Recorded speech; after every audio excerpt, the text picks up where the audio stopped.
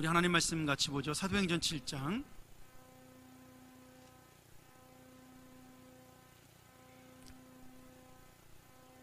55절부터 60절입니다.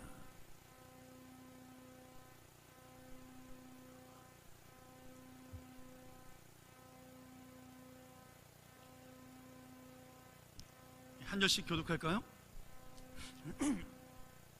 스데반이 성령이 충만하여 하늘을 우러러 주목하여 하나님의 영광과 및 예수께서 하나님 우편에 서신 것을 보고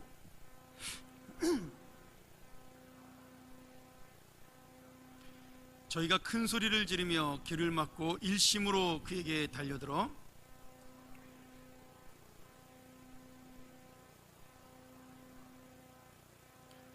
저희가 돌로 스데반을 치니 스데반이 부르짖어 가로되 주 예수여 내 영혼을 받으시옵소서 하고 무릎을 꿇고 크게 불러 가로되 주여 이 죄를 저들에게 돌리지 마옵소서 이 말을 하고 자니라. 아멘. 사도행전 7장은 그 스데반의 설교가 있는 굉장히 좋은 말씀이 들어있는 그러한 성경이죠. 뭐 이게 저만의 생각인지 모르겠지만 저는 그 신구약을 통틀어서 가장 위대한 설교를 꼽으라 그런다면 저는 첫 손가락으로 스데반의 설교를 꼽습니다. 물론 예수님이 하신 설교랑 비교한다면 조금 그렇긴 하겠지만 사실 예수님의 설교는 그 당시에 처음으로 복음을 들은 자들에게 전해졌던 이제 첫 번째 하나님 나라의 복음이었기 때문에 좀 독특하긴 했지만 스데반처럼 그 어떤 역사적인 배경과 그리고 구약을 인용해서 하나님 나라를 주께서 왜 세워가는가에 대한 그런 자세한 설명을 그렇게까지 하신 적이 없습니다. 근데 이 스데반의 이 설교는요, 구약 아브라함부터 시작해가지고 예수님에 이르기까지 정말 하나님께서 이스라엘 백성을 구원하신 목적, 그리고 우리를 구원하신 목적, 그리고 지금 이 땅을 우리가 살아가는 의미에 대한 설명을 굉장히 정확하고 너무나 구약을 인용하면서 멋지게 하고 있는 말씀이죠. 제가 우리 그 피택자들이 이제 3월서부터 저하고 한 6주에서 7주 정도 이제 또 청지기 선한 청지기 학교 훈련을 하는데요. 한 주를 제가 스데반 이 설교를 가지고 여러분하고 말씀을 나누려고 합니다. 저도 은혜를 많이 받지만 이 스데반의 설교 속에 들어있는 그런 정말 깊은 뜻, 우리를 구원하신 하나님의 목적이 예수 그리스도로 어떻게 연결되는가가 대한 설명이 정말 너무나 역사적으로 기가 막힌 해설로 되어 있죠. 근데 여러분, 문제는 뭐 지금도 마찬가지지만 이 설교라는 게 올바른 설교를 할수록 그 받는 사람에게는 은혜가 되지 않습니다. 이게 참 안타까운 문제인데요. 여러분, 사람이 설교를 듣고 찔림을 받으면 두 가지의 반응이 나타납니다. 하나는 뭐냐면 정말 주님 앞에 내가 이 설교에 대해서 회개하고 말씀 앞에 돌아오겠다는 결심을 하는 경우가 한 가지가 생기고요. 반대의 경우는 그 설교를 듣고 시험에 드는 경우가 있습니다.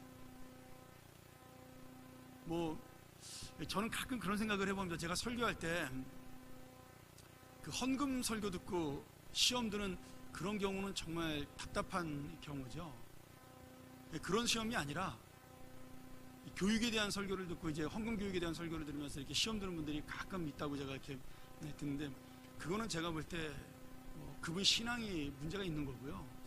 설교를 듣고 시험에 드는 경우는 어떤 경우냐면, 내가 생각할 때 분명히 하나님 말씀이 이러이러한 말씀 같은데 우리 목사님이 개인적인 지금 욕심으로 자기의 감정으로 이 설교를 하고 있다. 이럴 때 시험 들어야 그게 정상인 겁니다. 그런 건 시험 들어야 당연한 거고요.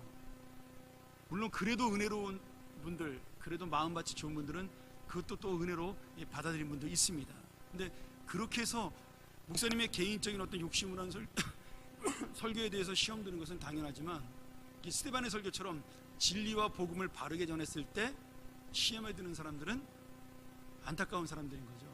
근데 오늘 말씀을 보면 7장 전체를 읽어보면 이 사람들이 스데반의 설교를 듣고 이를 갈았다고 그렇게 말합니다. 우리가 읽진 않았지만 54절에 그들이 이를 갈고 스데반을 미워했다라고 되어 있죠. 왜 그랬을까요? 그 설교의 내용이 지금 이스라엘 백성을 구원한 목적은 이스라엘 백성을 스스로 자랑하고 세워서 그들이 위대한 민족이 되게 하려는데 하나님의 목적이 있다라고 설명한 것이 아니기 때문입니다. 너희들을 구원하여 계속해서 하나님 나라를 세우고 하나님의 영광을 이방 땅에 전하기 위해 너희들을 세웠는데 너희들은 수많은 선지자가 와서 그런 이야기를 해도 끝까지 듣지 않은 거역한 패역한 백성이다, 이런 얘기를 한 거예요. 야단을 친 거죠. 쉽게 말하면 그를 어떻게 비교를 했냐면 출애굽기 33장에 이스라엘 백성이 그 출애굽해서 광야에서 금송아지를 만들어서 마치 하나님인 것처럼 섬겼던 그 이야기를 빗대어서 얘기를 했고, 그리고 수많은 선지자들을 옥에 가두고 또 때리기도 하고 죽이기도 하면서 그들의 말을 거부한 것에 대한 비유를 들면서 설명을 했단 말이죠. 그래서 마지막으로 누구 얘기를 하냐면 그렇게 마지막 완성자로 예수 그리스도가 메시아로 이 땅에 오셨는데 너희들이 정작 기다렸던 그 메시아를 너희들이 손으로 죽였다라고 그렇게 이야기를 한 겁니다. 그러니까 이들의 마음에 찔림을 받는 거죠. 진실이잖아요, 이 설교가. 그러니까 겁나고 두렵고 찔리는데 자존심이 있으니까 이것을 분노로 표출을 한 겁니다. 그래서 스데반을 돌로 쳐 죽이게 되죠. 근데 재밌게도 이 돌로 쳐 죽일 때 대표자가 누구냐면 나중에 사도 바울이 되는 사울이라는 청년이었습니다. 이 사울이 리더가 돼서 자기가 그 사울의 발 앞에 자기 옷들을 벗어 눈물을 내서 네가 증인이다, 이렇게 증인의 대표로 세운 건데, 많은 그 성경학자들은 이 사울이 스데반의 설교를 듣고 그때부터 마음이 벌써 요동을 했다라고 그렇게 생각을 합니다. 그래서 사도행전 9장에 예수님이 그에게 나타나서 사울아 네가 왜 나를 핍박하느냐라고 이야기했을 때 사도 바울이 엎드릴 수밖에 없었던 것이 계속 그를 믿는 사람들을 핍박하면서도 지금 끊임없이 사도 바울 마음속에 저 복음이 옳은 건데, 저 말씀이 옳은 건데 대한 두려움이 있었다라는 거예요. 그래서 예수님 말씀 한마디에 거꾸릴 수밖에 없었다, 이제 그런 해석들을 하는 거죠. 그런데 중요한 거는 지금 이 스데반이 그런 올바른 설교를 했음에도 불구하고 지금 돌에 맞아 죽었다라는 거죠. 우리가 사도행전 3장 4장을 보면 베드로하고 요한은 성령의 충만을 받아서 이거보다 훨씬 더 수준이 낮은 쉬운 설교를 했습니다. 그리고 직설적으로 설교를 했죠. 너희들이 죽인 예수 그리스도가 바로 구원과 부활의 주라고 설명을 합니다. 근데 그 말에 수많은 사람들이 찔림을 받고 3,000명, 5,000명씩 회개하는 역사가 일어났죠. 근데 스데반은 이 설교 훨씬 더 세련되고 훨씬 더 복음적인 설교를 했음에도 불구하고 지금 3,000명, 5,000명이 전동이 아니라 돌멩이를 3,000개를 지금 맞고 죽었단 말입니다. 여러분, 같은 말씀을 전한다고 해서 같은 결과나 같은 은혜를 받는 것은 아닌 것 같아요. 왜냐하면 그 당시 이 베드로가 하나님 말씀을 전할 때는 거기에 이방에서 온 많은 헬라파 유대인들이라고 부르죠. 이방 나라에서 살고 있던 그런 사람들이 방문을 해서 베드로의 설교를 들은 겁니다. 근데 지금 이 스데반의 설교를 듣는 사람들은 대부분 유대 땅에 살고 있었던, 그리고 교회가 커가는 것을 두려웠던 대제사장과 바리새인들의 뜻을 따르는 사람들이 많았다라는 거죠. 뭐 어쨌든 간에 스데반은 이 설교를 통해서 순교당하는, 그래서 초대교회가 생긴 이후로 야고보와 함께 첫 번째 순교자로 이름을 남기는 그런 역사가 일어나게 됩니다. 또한 놀라운 것은 스데반은 처음에 집사, 교회 행정직으로 선출이 되었는데 그 행정직을 넘어서 뭘로 바뀌었다는 거예요? 복음 전도자까지 발전을 했다는 겁니다. 여러분, 이게 제가 여러분들에게 원하는 재직의 사명입니다. 제가 지난번에 한번 재직 세미나 때 얘기를 했는데, 단순히 교회 일을 하고 행정을 하고 그런 걸로 끝나는 것이 아니라 여러분들이 하나님의 복음을 전하는 전도자까지 갈 수 있는 것, 사람들을 돌보는 목자의 자리까지 가는 것, 그것이 재직의 마지막 사명이라는 생각이 듭니다. 교인들 중에 누가 아프면 좀 돌아보기도 하고 관심을 가지기도 하고, 내가 얼굴하는 사람이 주일날 교회 안 나와서 저 사람 왜 안 나왔을까, 그런 고민하고, 이런 것들이 바로 교회의 행정을 넘어서 영혼을 돌보는, 그리고 말씀을 전하는 그런 사람으로 넘어가는 그런 역할이, 저는 우리 교회 장로님들이나 안수 집사님들 또 권사님들 또 많은 우리 교사들이 그렇게 이 스데반처럼 행정과 교육을 넘어서 복음을 전할 수 있는 그런 좀 마음을 가진 그런 바트로 변했으면 좋겠다라는 생각이 듭니다. 왜냐하면 제가 왜 이 얘기를 하냐면, 요새 병원에 입원한 분들이, 아픈 분들이 있는데 좀 그분들이 외로워하시는데 저 말고 아무도 연락을 안 한대요. 전화했더니 제가 좀 조금 아쉽더라고요. 좀 사이가 뭐 평상시 인사 안 해도 한 번쯤 전화할 수 있지 않을까. 아프다고 제가 광고까지 했는데 뭐 이런 생각이 좀 들어서 아쉬운 마음에 이런 얘기를 드렸고요. 어쨌든 오늘 본문의 중요한 내용은 지금 스데반의 설교에 대한 얘기는 아니고요. 지금 스데반이 돌에 맞으면서 그 죽는 장면을 통해 지금 우리가 받을 수 있는 은혜에 대한 이야기를 여러분하고 나누고자 합니다. 지금 스데반은 죽음과 고통의 순간에 하늘의 영광과 예수님을 바라볼 수 있었다라는 거죠. 오늘 이 말씀에 저는 두 가지로 나눠서 여러분에게 말씀의 제목 그대로 주님을 볼 수 있는 믿음을 가진 사람이 결국은 주님이 우리를 보는 그런 은혜를 만날 수 있다라는 겁니다. 첫 번째는 이 스데반이 돌에 맞아 죽으면서도 사람을 보지 않고 하나님을 볼 수 있었다라는 겁니다. 자, 지금 스데반이 돌에 맞으면서 어디를 봤다고 성경이 되어 있죠? 하늘을 우러러 주목했다라고 나오고 있습니다. 지금 스데반은 자기를 죽이는 사람들, 자기를 미워하는 사람들, 그리고 돌을 던지는 사람들을 보지 않고 하늘을 보았습니다. 뭐 여러 가지가 이유가 있겠지만 아마 스데반은 그 돌 던지는 사람들의 얼굴을 바라보면서 자기가 그들을 미워하며 죽기를 원하지 않았기 때문이죠. 그래서 우리 보통 사람들 그러잖아요. 내가 두 눈 똑바로 뜨고 내가 너 하는 일을 보겠다. 이렇게 생각하는 게 인간의 정상적인 생각인데, 지금 스데반은 반대로 저들이 돌을 던짐에도 불구하고 내가 저들의 얼굴을 보는 것이 아니라 저들의 영혼을 위해서 기도하는 자가 되기 위해서 하나님을 바라봤다라는 겁니다. 이것이 스데반이 평화를 놓치지 않는, 죽어가는 순간에도 마음의 평화와 마음의 안식을 놓치지 않은 이유였습니다. 여러분, 이것은 스데반뿐 아니라 모든 사람들에게 해당되는, 모든 성도에게 해당되는 이야기입니다. 저도 마찬가지죠. 저도 사람에게 서운한 일이 있고요, 제 마음을 몰라주면은 또 그것 때문에 불평이 생기기도 하고 마음이 아프기도 합니다. 누구나 있는 일인 거죠. 목사가 성자가 아닙니다. 그런데 그때마다 제가 기도하면 하나님께서 주시는 그런 은혜가 있어요. 이게 뭐냐면 결국 너는 나를 의지하고 나를 붙잡고 나를 보는 것이지 사람을 보는 것이 아니라는 거예요. 네 인생 속에 잠깐의 위로는 줄 수 있지만 너를 끝까지 붙잡을 수 있는 사람은 나밖에 없다라고 주님께서 항상 그런 위로를 주시는 거죠. 물론 저희 교회에 저를 사랑하는 분들이 많은 거 제가 압니다. 저를 위해 기도하는 분들이 많은 것도 제가 너무 감사하고요.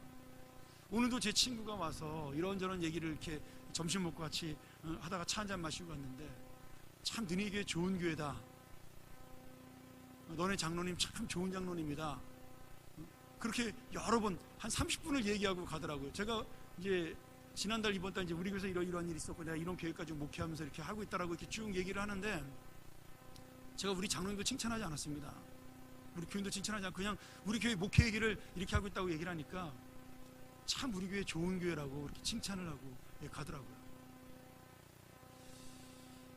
근데 제가 그 얘기를 들으면서 정말 내가 좋은 교회에 왔구나, 또 감사하면서 오늘 기쁨으로 또 이 기도에 나올 수가 있었죠. 근데 여러분, 제가 정말 기쁜 것은요, 그런 것이 아니라, 물론 그것도 기쁜 일이지만 사실은 하나님께서 나를 끝까지 붙들어주고 있다는 사실이 가장 기쁜 일이죠. 아무리 내가 하나님을 서운하게 해도, 아무리 내가 하나님 앞에 좀 좋지 못한 모습을 보여도, 혼자서, 여러분들한테는 제가 이 성자처럼 웃고 맨날 그러지만 저 기도할 때 억울하면 저도 울고 힘들으니까 소리도 지르기도 하고 그러거든요. 그때 하나님께서 저를 유치하다, 어리석다, 너 한심하다 이렇게 말씀하지 않고 그냥 무조건 저를 사랑하시는 그 모습이 너무너무 저는 행복하기 때문에 결국 목회를 포기하지 않고 끝까지 하나님을 붙들 수 있다는 생각이 듭니다. 근데 오늘 스데반이 그런 거예요. 평화를 놓치지 않는 이유, 소망을 놓치지 않는 이유가 바로 그 사람, 자기를 미워하는, 자기에게 돌을 던지는 그 사람들을 바라보고 있는 것이 아니라, 그 사람들을 바라보면 실망이고 원망이고 분노고 그리고 마음의 미움이었겠죠. 그런데 그는 하늘을 바라보면서 그 하늘에 계신 주님을 바라봤기 때문에 끝까지 그는 죽으면서 평안을 유지했고, 자기에게 돌을 던지는 자들을 향해서 용서하며 그들의 영혼을 위한 기도를 할 수가 있었다라는 겁니다. 자, 그런데 스데반이 위를 바라봤을 때 그 위에 누가 보였죠? 지금 오늘 말씀해 보면요, 56절에 한번 같이 볼까요? 56절 우리 읽었지만 한 번 더 56절을 같이 읽도록 하죠. 자, 시작. 스데반이 성령이 충만하여 하늘을 우러러 주목하여 하나님의 영광과 및 예수께서 하나님 우편에 서신 것을 보았다. 하늘이 열리고 하나님 우편에 하나님께서 서 있는 것을 보았다는 거죠. 55절 죄송합니다. 55절. 그리고 56절에 또 뭐라고 돼 있어요? 이제 이게 진짜죠? 다시 한번 읽죠. 자, 시작.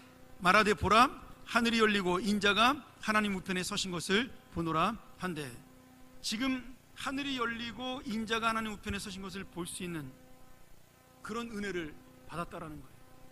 여러분, 이게 참 놀라운 말씀이죠.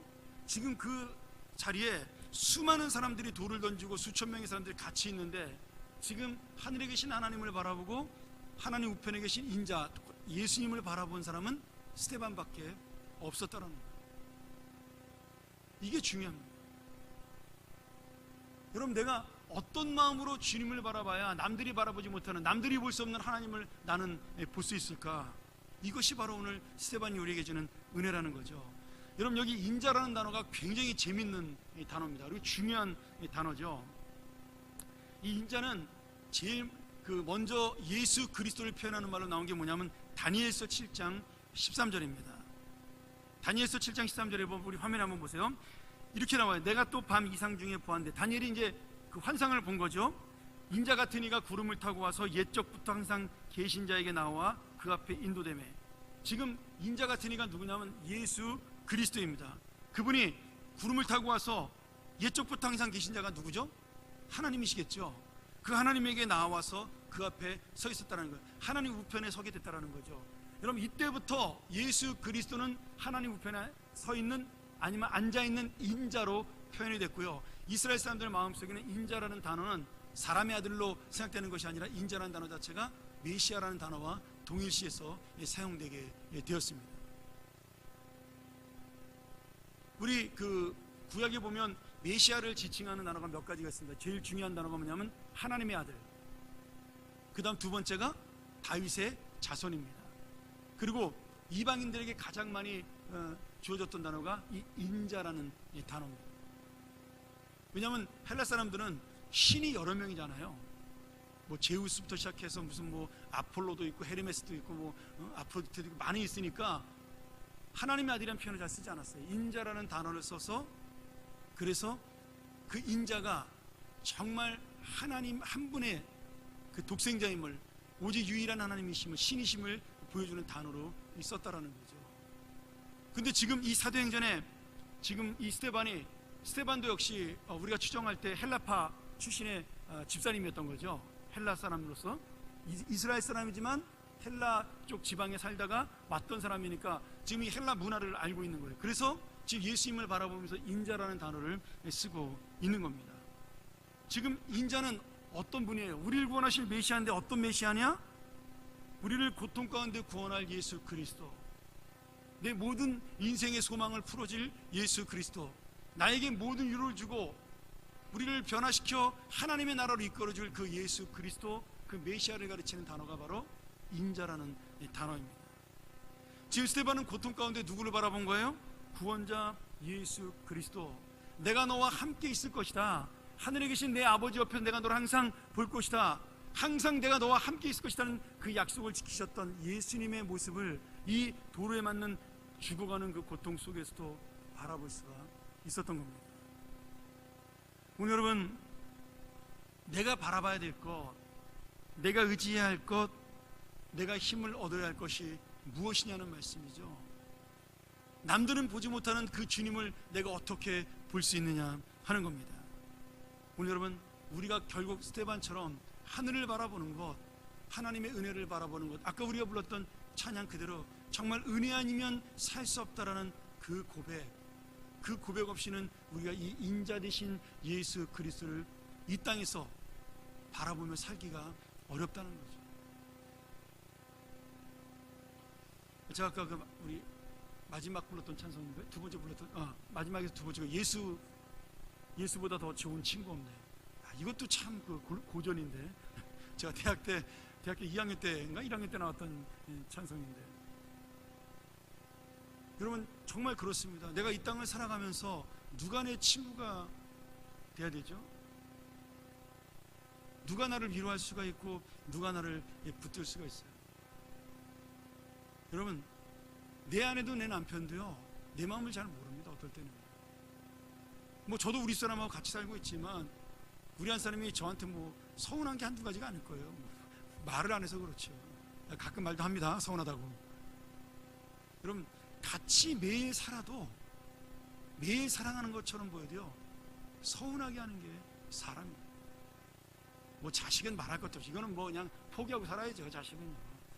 자식이 부모한테 희망 준다? 여러분 아예 꿈을 버리세요. 그건 진짜 이룰 수 없는 소망입니다. 소간색이면 감사하다고 생각하셔야 돼요. 근데 내가 내 뱃속에 사는 자식도 안 되고 나와 함께 사는 사람도 나에게 기쁨만을 줄 수 없는, 어떨 때는 서러움도 주고 어떨 때는 슬픔도 주는데 이 세상에 그 누가 나를 위로할 수가 있겠어요? 여러분 주님밖에는 없다라는 거예요. 오늘 스테반이 정말 우리를 향하여 기도하시는 예수 그리스도, 하나님 우편에 앉아서 내가 너를 바라보고 있다라는 그 예수 그리스도, 내가 너를 위해서 오늘도 기도해주고 있다라는 그렇게 말씀하신 주님을 바라봤기 때문에 그는 그 죽어가는 위급한 순간에, 아파서 죽어야 되는, 고통스럽게 얼굴을 찡그려야 되는 그 순간에 웃으면서 그 돌을 맞고 순교할 수가 있었습니다. 또 하나의 은혜가 있죠. 스테반이 하늘을 바라보았을 때 예수님이 지금 보였습니다. 여러분 이게 굉장히 중요합니다. 스테반이 하늘을 바라봤을 때 예수님이 보였는데, 그래서 예수님을 바라봤는데, 여러분 사실은 스테반이 예수님을 먼저 본 것이 아니라 누가 먼저 스테반을 바라본 거예요? 예수님이 스테반을 지금 먼저 보고 계신 겁니다. 근데 오늘 말씀을 보면 아주 재밌는 단어가 나오는데, 지금 예수님께서 스테반의 그 얼굴을 바라보기 위해서 하나님 우편에 지금 뭐라고 돼 있죠? 서 계셨다라고 돼 있어요. 구약 성경에는 하나님 우편에 예수님이 앉아 있어야 됩니다. 근데 지금 예수님이 서서 스테반을 바라보고 있다라고 그렇게 표현하고 있는 거죠. 저는 왜 앉아 있지 않고 섰다라는 표현을 썼는가, 이게 굉장히 궁금했습니다. 그래서 제가 주석들을 많이 봤는데, 주석이는 뭐 별로 그렇게 근 내용이 없는데 어떤 목사님이 이런 해석을 했어요. 우리가 운동 경기할 때 관중들이 예를 들어 축구를 본다 이거죠. 축구를 볼 때 관중들이 언제 일어나죠? 두 가지입니다. 하나는 골을 넣으려고 그럴 때 흥분해서 이야 그러고 일어납니다. 또 하나는요, 골을 먹을 때도 안타까워서 답답해서 일어나죠.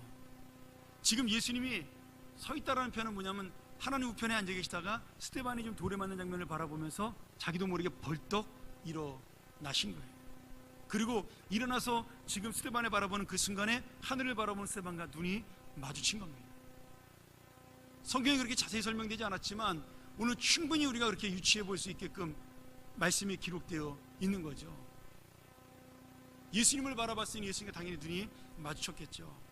지금 그 인생의 최고 위기 앞에서, 최고의 고통 앞에서 하나님을 바라보는 스테반을 향해서 예수님께서 그를 격려하고 있는 겁니다. 야 스테반, 내가 네 편이야. 내가 너 응원할게.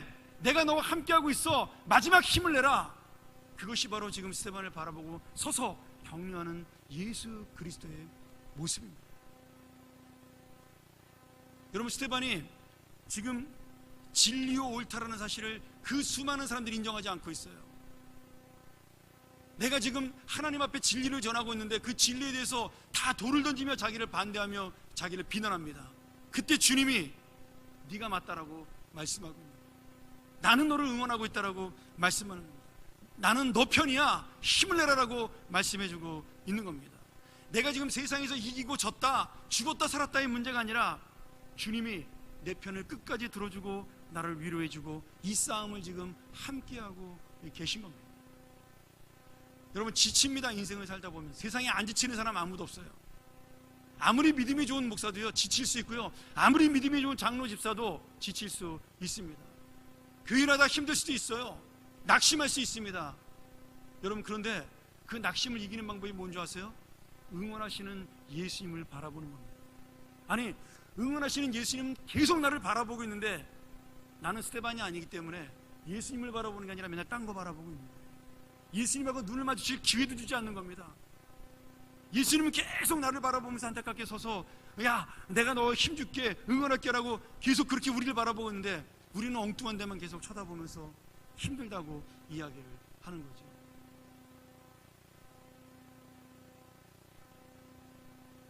여러분 혹시 경기장에 직접 가보신 일이 있나요?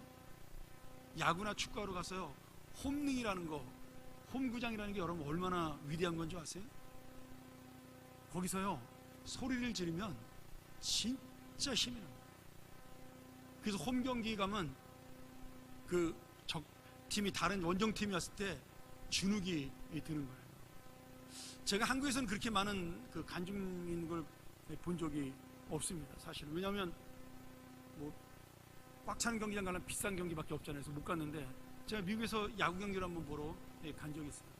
거기 6만 명이 들어가는 경기장인데 화요일 날만 딱 그 12불인가를 받습니다. 굉장히 싸게 받아가지고 저희 청년들하고 같이 갔는데요.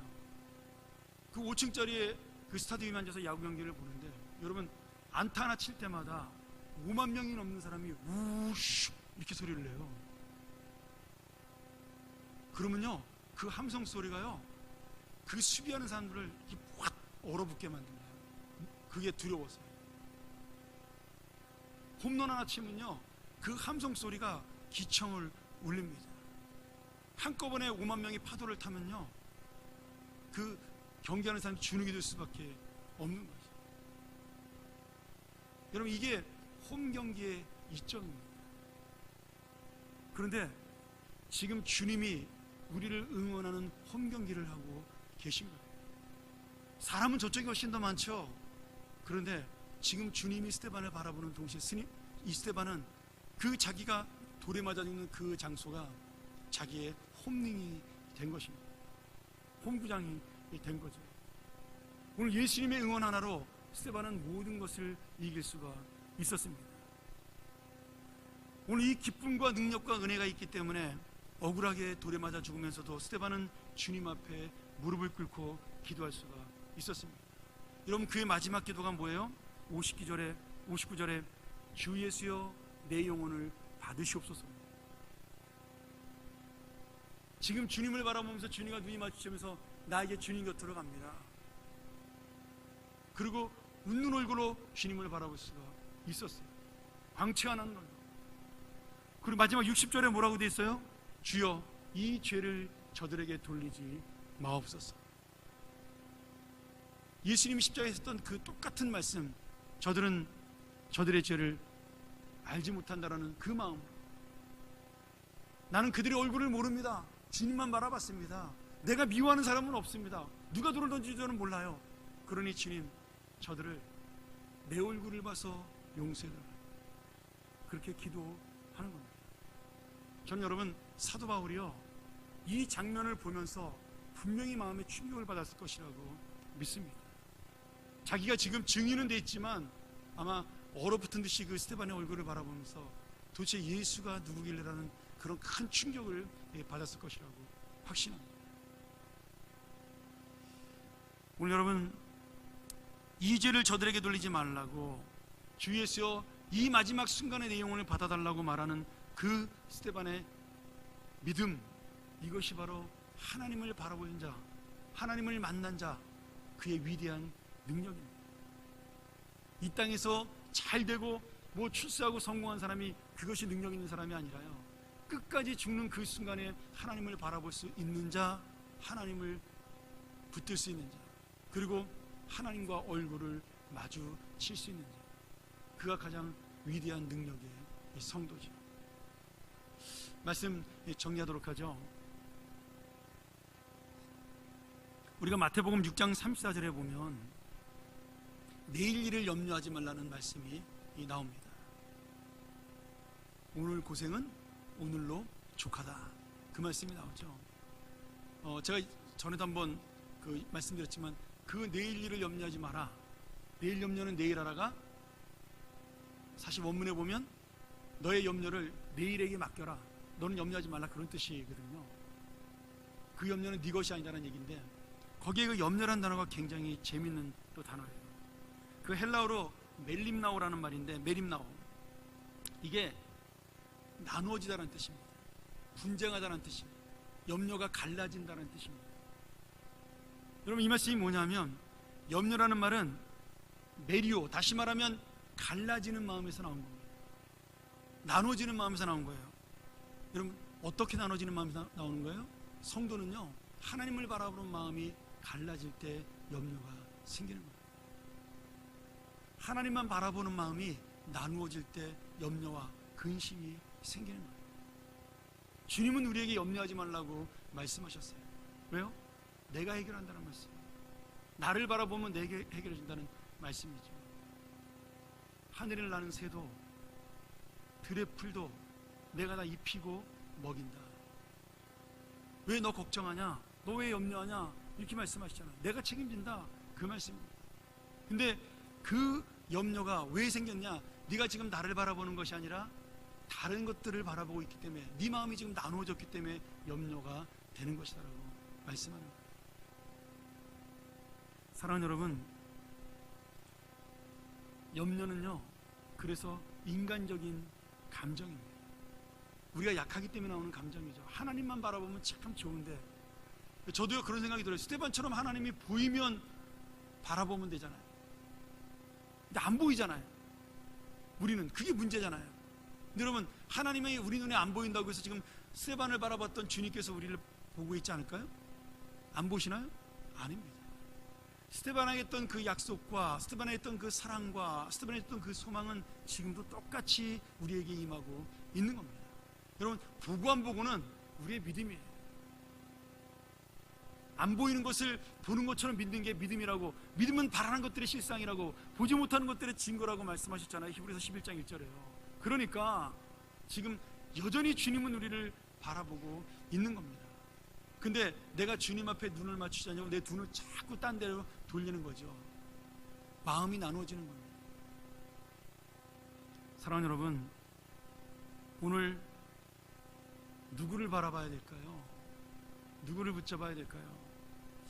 저는 오늘 스데반의 그 믿음이라는 것이 정말 우리에게 주는 마음 하나, 그거라는 생각이 들어요. 내가 어떻게 해야 평안을 놓치지 않을 수 있을까? 뭐 스데반처럼 위대한 복음을 전하다 죽을 수도 있고, 아니면 내가 하나님의 진리를 지키다가 죽을 수도 있는데, 그런 삶을 살면서, 아니면 내가 평범하고 보통적인 삶을 살지만 그래도 하나님의 자녀로 마지막까지 살다가 내가 이 땅을 떠나야 하는데, 오늘 하루 내가 힘들고 어렵지만 그 하나님의 마음을 가지고 살아야 되는데, 내가 가장 중요한 것이 무엇인가? 스데반처럼 주님을 바라보다가 평안을 놓치지 않는 사람. 여러분, 올해 표가 우리가 하늘 평안을 누리고 전하는 교회잖아요. 이 평안이 그냥 단순히 오늘 평화롭다, 제가 목양실에서 음악 틀어놓고 참 좋다, 식사하고 와가지고 그러면서 한 20분 정도 낮잠 자거나 몸도 깨어나지는 그런 그걸 말하는 게 아닙니다. 이 평안은요, 정말 나는 알 수 없지만 내 마음 가운데 쏟아나오는 하나님의 은혜입니다. 너무너무 내가 감당할 수 없어서 너무너무 좋아서 내 마음에 저절로 웃음이 퍼지는 그런 평안이에요. 오늘 힘들고 어렵고 바깥은 아직도 문제가 있고 날씨는 추운데 내 마음속에는 그것이 두렵지 않은 그것이 염려되지 않는 그 모든 것, 그것이 오늘 하늘의 이 평안입니다. 여러분, 이 하늘 평안을 누가 누릴 수 있어요? 주님을 바라보는 자, 아니 주님이 우리를 먼저 바라보고 있는 것을 깨닫고 내가 그 주님을 바라볼 수 있는 자, 그런 믿음을 가진 자가 누릴 수 있는 평안입니다. 오늘 여러분, 이 죽음의 돌멩이 가운데서도 오늘 평안을 놓치지 않는 스데반, 그리고 어렵고 힘들 때에도 괴로운 마음 때문에 아무것도 생각나지 않고 보이는 것이 아무것이 없을 때에도, 그때도 주님은 바라보는 그런 인생, 그 인생이 누리는 평안을 오늘 이 말씀을 통하여 내 마음속에 담기를 소원하고, 오늘 기도가 바로 이런 평안을 누리는 기도가 되고, 오늘 하나님을 만나서 하나님을 바라봐서 내 안에도 그런 평안이 생겨나기를 주의 이름으로 간절히 축원합니다. 우리가 전번 이 시간 이 말씀 의지하면서 기도했으면 좋겠습니다.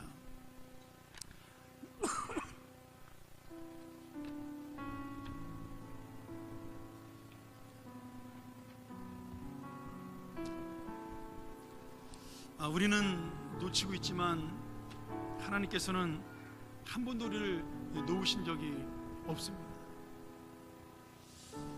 스데반도 죽을 때가 돼서 이 고통 속에 하나님을 바라봤어요. 그때서야 비로소 하나님이 보였습니다. 여러분 평상시에도 스데반은 하나님을 바라봤을 거예요. 그러나 그 수많은 순간들에 있어서 마지막 순간에 하나님께서는 스데반에게 당신을 보여주셨습니다. 근데 그것을 보는 그 순간에 스데반은 깨달은 거죠. 내 인생 전체를 하나님이 책임져주고 있었다라는 것, 내 인생을 끝까지 하나님께서 봐주고 있었다라는 것, 그것을 깨닫고 그 마음의 평안을 누린 겁니다. 그 오늘 마지막 순간에 내 영혼까지 받아달라는 기도를 하면서 그는 죽는 순간에도 이 평안을 놓치지 않았습니다. 내가 하나님의 자녀가 되었으니 하나님 나도 이 평안을 누리게 해달라, 이 평안을 전하게 해달라. 오직 주님을 바라봄으로 그 주님이 나를 바라보고 있다는 그 사랑을 깨닫게 해달라. 우리 같이 한번 이 말씀 기억하면서 한번 같이 기도하죠. 자, 우리 시간 한 번 더 주님 앞에 간절한 마음으로 기도했으면 좋겠습니다. 우리 교회가 누구를 바라보며 사는 교회인가요? 이 교회의 미래 누구에게 맡기는 미래인가요? 오늘 이 말씀 기억하면서 또 이 찬양 바라보면서 주인 되신 하나님, 이 교회 머리 되신 하나님이 이 교회를 바라보고 있는데 오직 우리가 그 주님을 붙드는 교회가 되게 달라고.